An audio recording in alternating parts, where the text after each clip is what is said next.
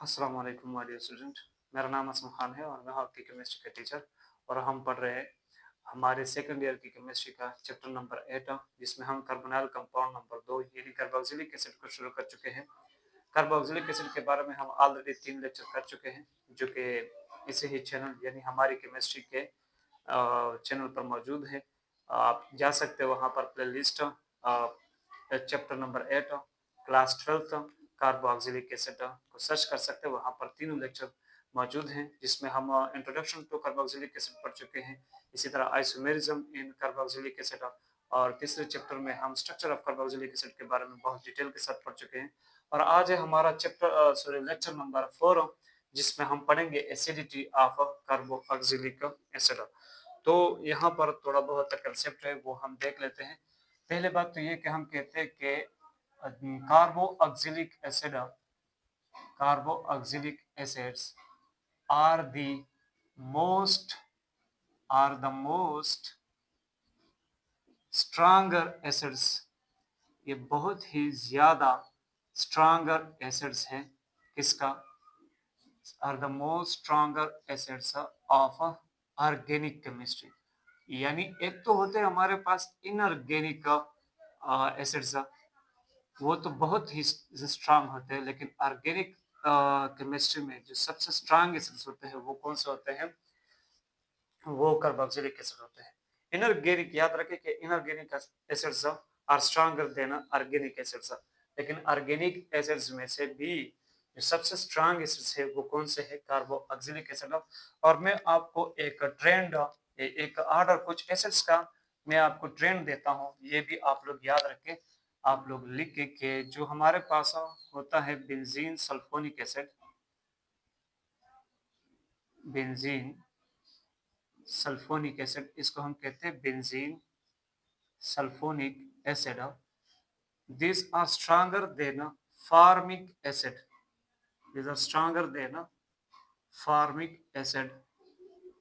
और ये आपको पता है कि ये हमारे पास कार्बोक्सिलिक एसिड का एक स्पेशल टैग है। ये यहाँ पर आपको कार्बोक्साइल ग्रुप नजर आ रहा होगा।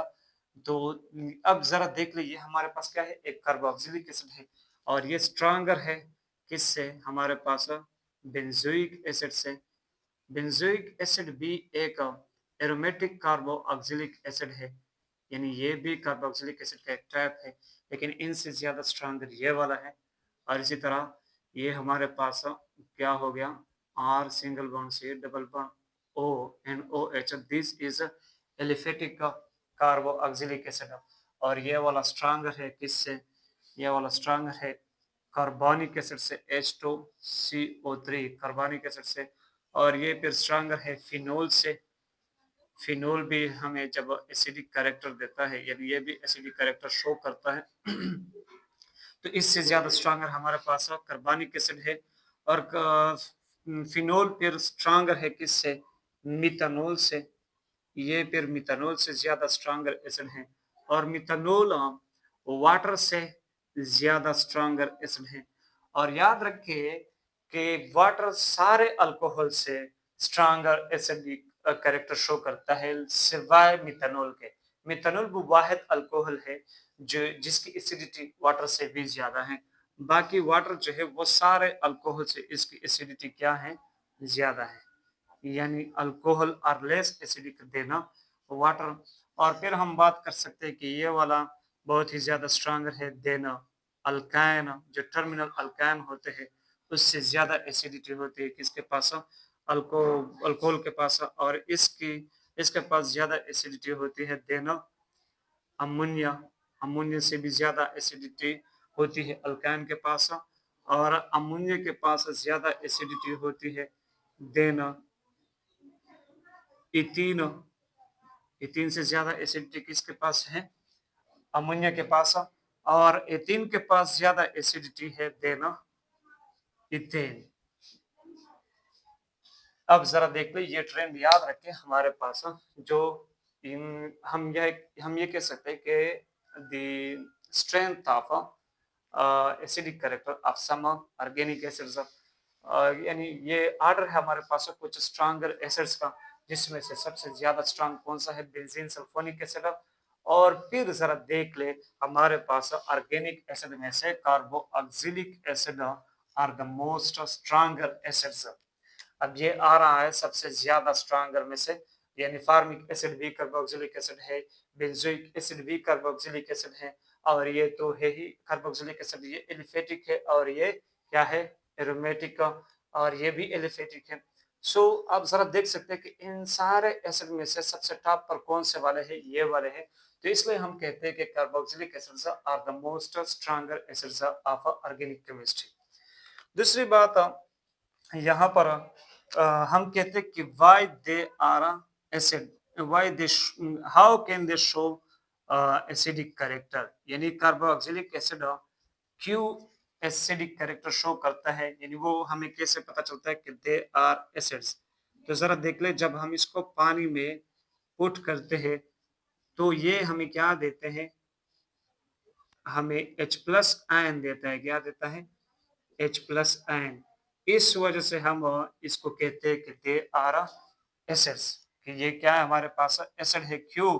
क्योंकि हमें अर्हेनियस साहब ने कहा है कि जो भी चीज आप पानी में पुट करते हैं और वो आपको एक सोल्यूशन में H प्लस आयन दे सके, सो दिस कंपाउंड या this substance is known as Arrhenius acid. तो ये हमारे पास एसिड है। अब ये बात हो गई।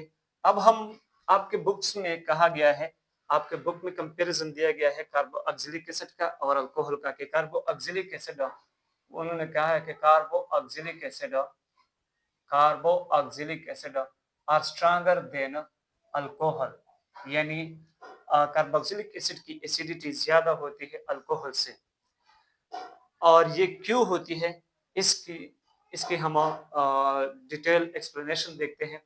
और हमें आपको यहाँ पर यानी आपके बुक में भी जो एग्जांपल दिया है वो क्या दिया है, कार्बोक्सिलिक एसिड में CH3 COOH लिया है कि वो स्ट्रॉन्गर एसिड है देन अल्कोहल, और अल्कोहल में से वो क्या ले चुका है CH3 CH2OH यानी इथेनॉल।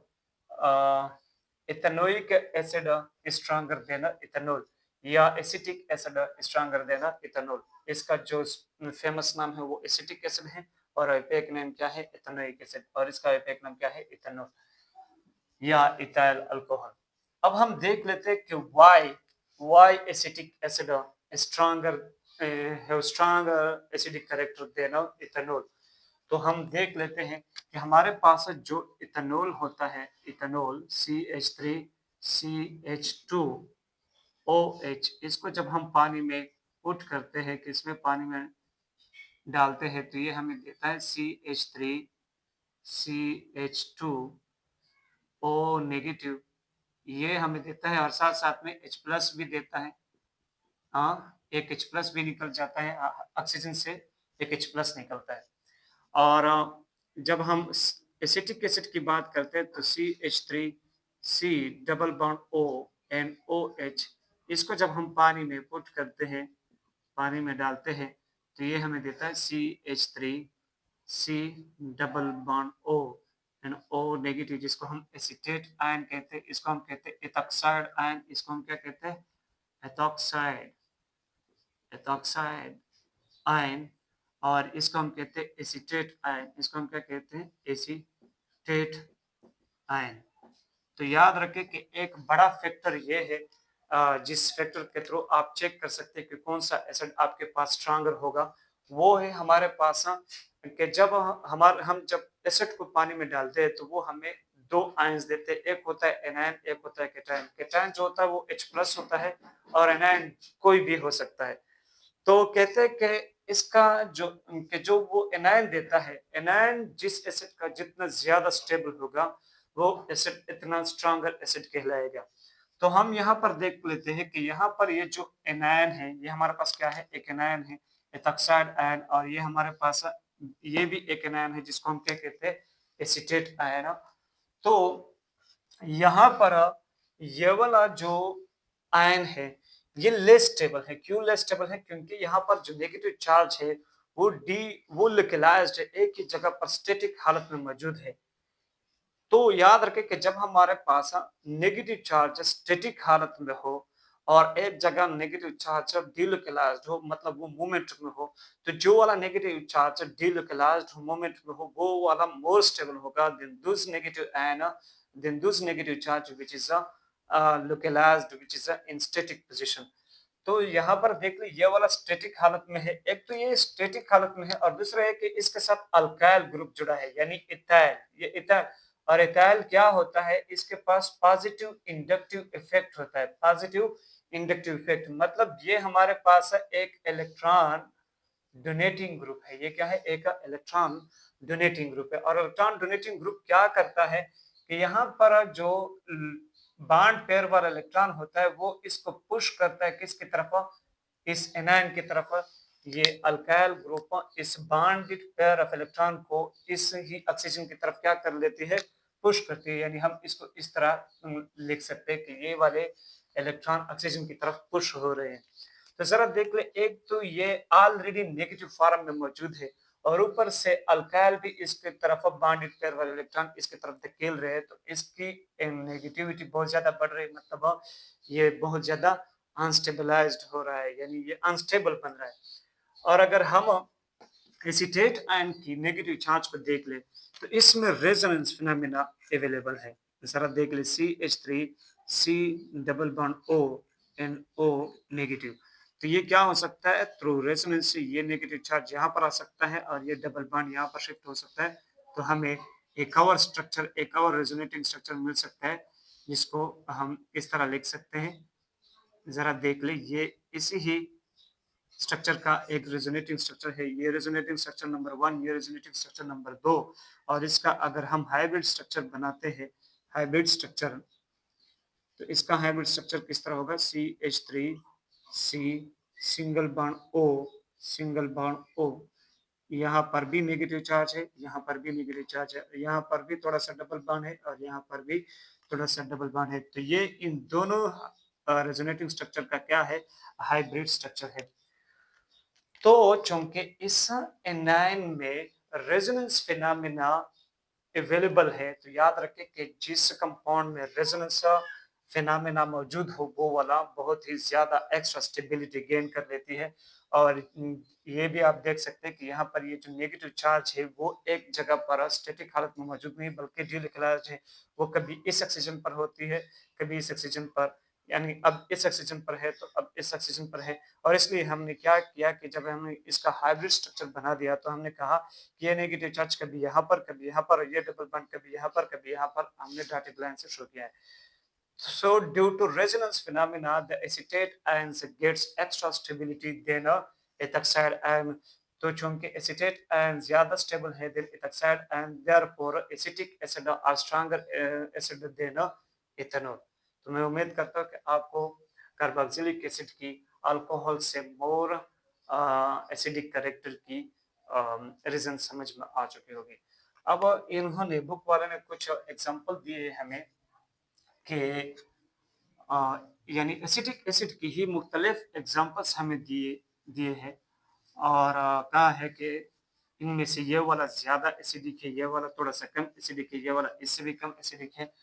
तो ये किस बेस पर इन्होंने कहा है, ये किस बेस पर इन्होंने कहा है, जरा देख लें।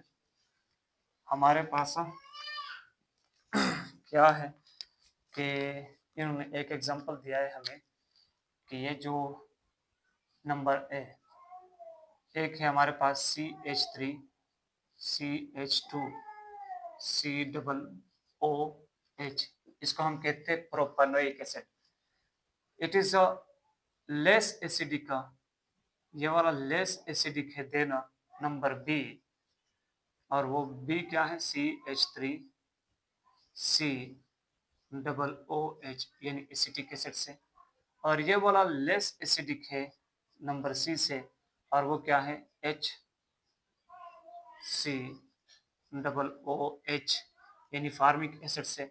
और ये वाला लेस एसिडिक है देन डी, और डी क्या है हमारे पास कि डी में हमें क्या दिया गया है, ब्रोमीन।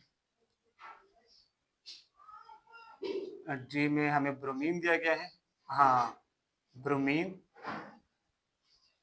और ब्रोमीन मौजूद है किसके साथ, CH2 के साथ, और ये COOH, यानी ये वाला के 1 bromo ethanoic acid stronger acid देना फार्मिक एसिड, और ये वाला लेस एसिडिक है ABCDE से, और E क्या है कि यहाँ पर इन्होंने क्लोरीन लिया है, और यानी 1 chloro ethanoic acid, 1 chloro ethanoic acid stronger acid देना 1 ब्रोमो इथेनोइक एसिड।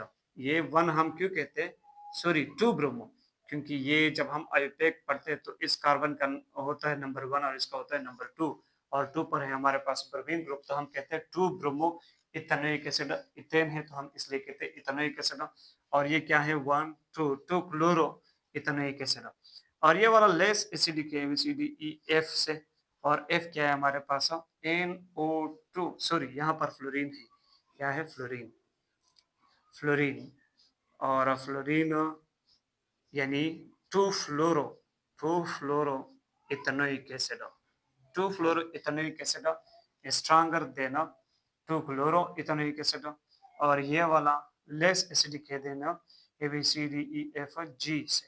G क्या है हमारे पास NO2 CH2 COOH, यानी इसको हम क्या कहते हैं 2 nitro ethanoic acid stronger than a 2 fluoro ethanoic acid, and this one is less acidic than a H, और H क्या है, H है हमारे पास Cl CH और Cl, यहाँ COOH, यानी 1 2, और 2 पर है हमारे पास 2 क्लोरीन एटम्स, सो हम कहते हैं 2 die chloro ethanoic acid stronger than a 2 nitro ethanoic acid, और इसी तरह ये वाला फिर लेस एसिडिक है, इससे हम कह सकते हैं ABCDEFGH I है हमारे पास, और I क्या है, I हमारे पास है कि क्लोरीन, और क्लोरीन, और एक और क्लोरीन इस कार्बन के साथ जुड़े हैं, और ये कार्बन जुड़ा है कार्बोक्सिल कार्बन के साथ, तो हम कह सकते हैं इसको कि 2 trichloro ethanoic acid, so trichloro ethanoic acid is more acidic then dichloro ethanoic acid. ये इन्होंने कुछ ऑर्डर दिया है हमें बुक में, और हमें समझा चुका है with the help of its pKa value, और आपको पता है कि जिसके लिए pKa की वैल्यू सबसे कम हो वो वाला सबसे ज्यादा एसिडिक होगा, तो इनमें से सबसे ज्यादा pKa वैल्यू सबसे ज्यादा इसकी है, फिर इसके है, फिर इसके, यानी सबसे कम इसके और सबसे ज्यादा इसके है, तो इसका मतलब है कि इन सारे एसिड्स में से सबसे स्ट्रॉन्गेस्ट एसिड ये वाला है और सबसे वीकेस्ट एसिड ये वाला है, और ये सारे ही कार्बोक्सिलिक एसिड की ही टाइप्स हैं। तो यहाँ से हमें पता चलता है कि इस कार्बन के साथ जब हमारे पास डिफरेंट ग्रुप्स से जुड़े होते हैं, वो डिफरेंट ग्रुप्स इस एसिड को डिफरेंट कैरेक्टर की एसिडिटी देते हैं, मतलब डिफरेंट टाइप्स की एसिडिटी देते हैं। यहाँ इसके पास इथाइल ग्रुप है, यहाँ इसके पास मिथाइल ग्रुप है, यहाँ इसके पास हाइड्रोजन ग्रुप है, तो ये जरा देख ले इसकी एसिडिटी चेंज हो रही है। इसी तरह इस कार्बन के साथ यहाँ पर ब्रोमीन ग्रुप है, यहाँ पर क्लोरीन है, यहाँ पर फ्लोरीन है, बाकी सारी कार्बन सेम है, सारे कंपाउंड सेम है, सिर्फ यहाँ ब्रोमीन क्लोरीन फ्लोरीन है, इस वजह से डिफरेंट है। यहाँ पर वही कार्बन वहाँ वही पोजीशन लेकिन सिर्फ N2 है, और इसी तरह यहाँ पर वही कार्बन है लेकिन 2 क्लोरीन है और वहां पर 3 क्लोरीन है। तो ये हम मैं आपको एक और चीज दिखा सकूं कि हमारे पास क्या होते हैं, कुछ नेगेटिव इंडक्टिव ग्रुप्स होते हैं। क्या होते हैं? नेगेटिव इंडक्टिव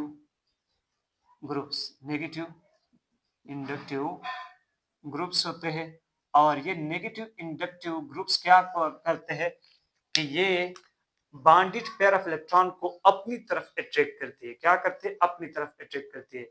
और जिसके पास भी नेगेटिव इंडक्टिव इफेक्टिव ग्रुप होगा वो वाला एसिड ज्यादा एसिडिक कैरेक्टर शो करेगा, और जिसके पास स्ट्रांगर नेगेटिव इंडक्टिव इफेक्ट होगा वो वाला ज्यादा स्ट्रांग एसिडिक कैरेक्टर शो करेगा। तो मैं आपको कुछ नेगेटिव इंडक्टिव ग्रुप्स है उनकी ऑर्डर में आपको दिखाता हूं कि इनमें से सबसे स्ट्रांगर नेगेटिव इंडक्टिव ग्रुप्स कौन है और सबसे वीकेस्ट कौन से है। तो ये देख ले, ये जो है हमारे पास NF3 plus this is stronger negative inductive effective groups are there, NR3 plus, and this is stronger negative inductive groups are there, NH3 plus, and this is a stronger than NO2, and this is stronger than cyanide group, and this is stronger than aldehyde group, and this is stronger than acetonic functional group,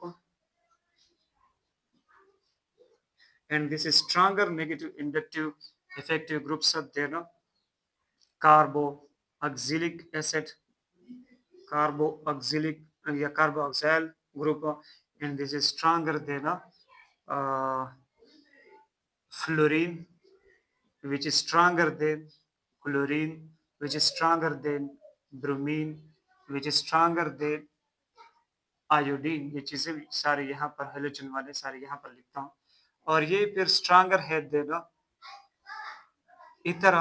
इतर functional group, ये इतर से भी ज्यादा negative inductive effect रखता है, और इतर ज्यादा नेगेटिव इंडक्टिव इफेक्ट रखता है देन अल्कोहल यानी OH वाले ग्रुप, और ये वाला ज्यादा नेगेटिव इंडक्टिव इफेक्ट रखता है देना इथाइन, और ये इथाइन ज्यादा नेगेटिव इंडक्टिव इफेक्ट रखता है देना अमाइन, ये अमाइन से भी ज्यादा नेगेटिव इंडक्टिव इफेक्ट रखता है।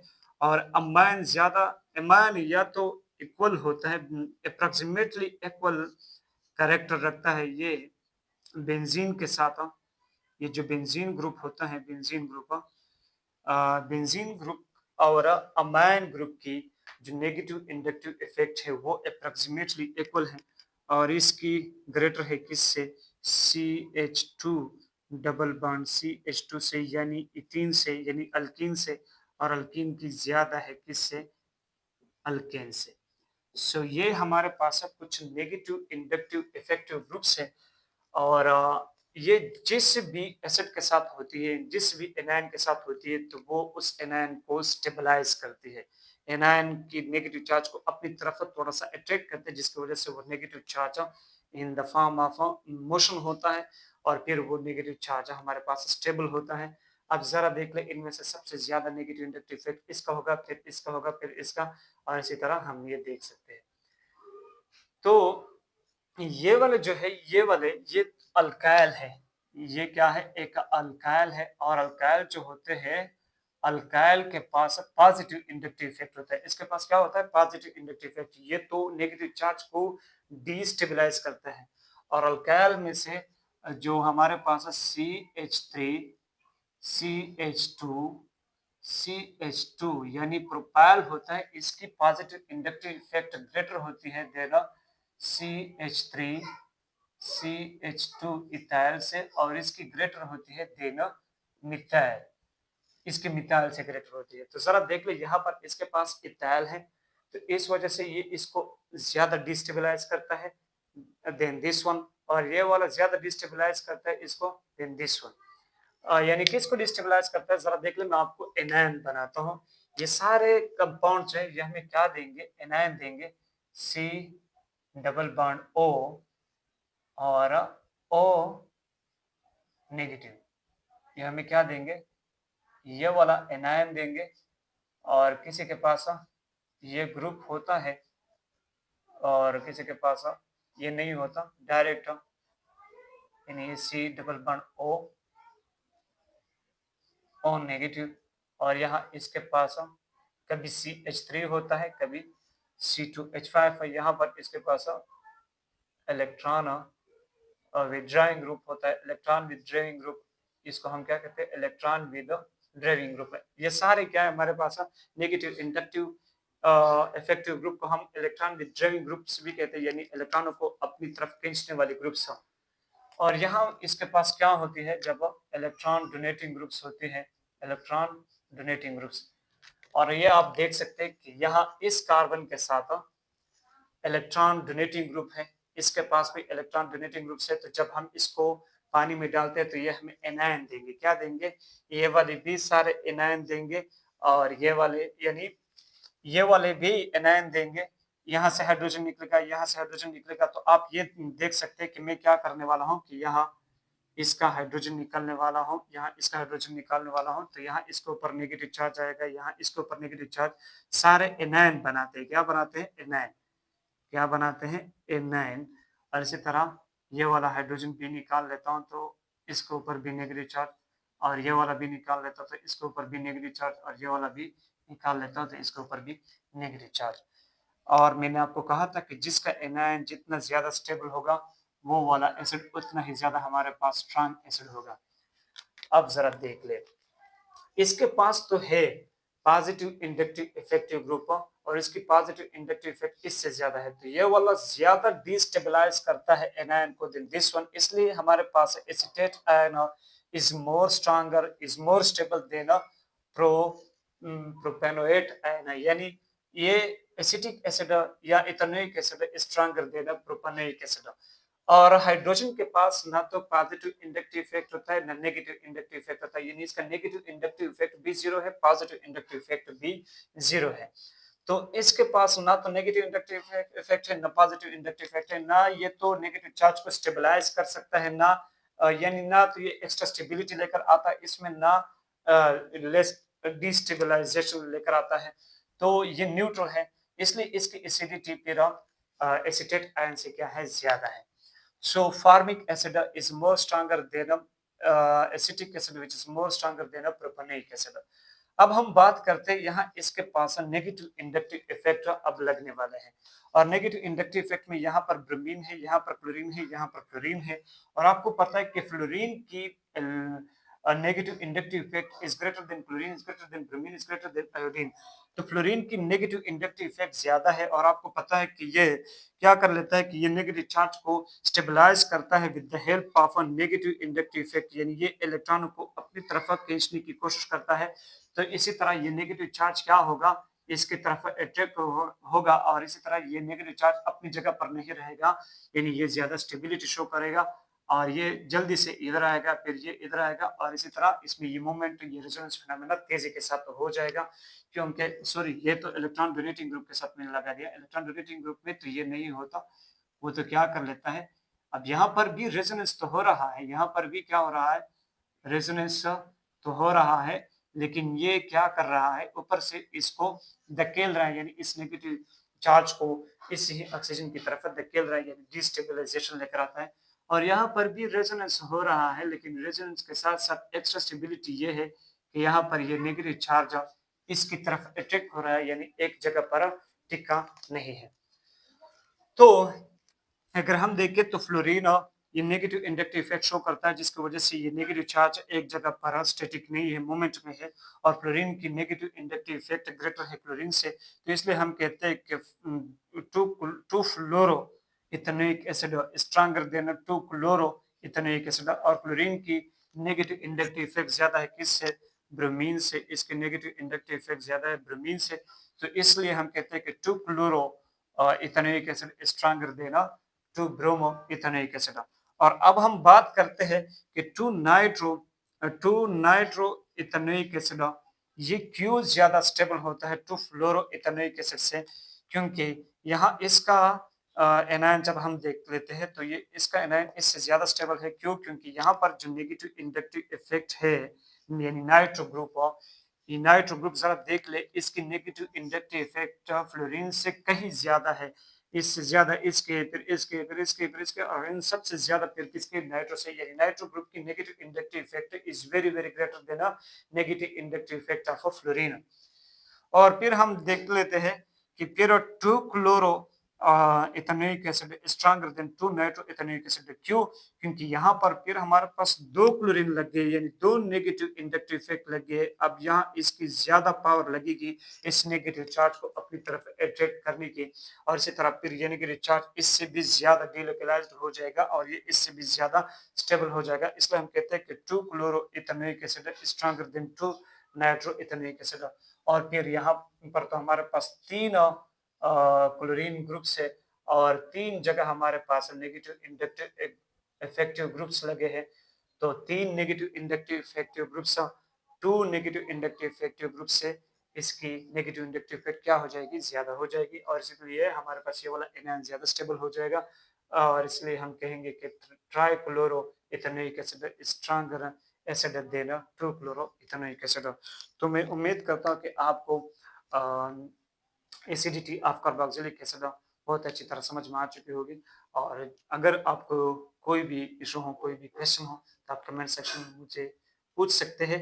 और मैं इजाज़त चाहूँगा इस दुआ के साथ कि अल्लाह ताला आपको भी अपनी मिशन में और अपने मकसद में कामयाब फरमाए और हमें भी अपने मकसद में कामयाबी अता फरमाए। आमीन। वस्सलाम।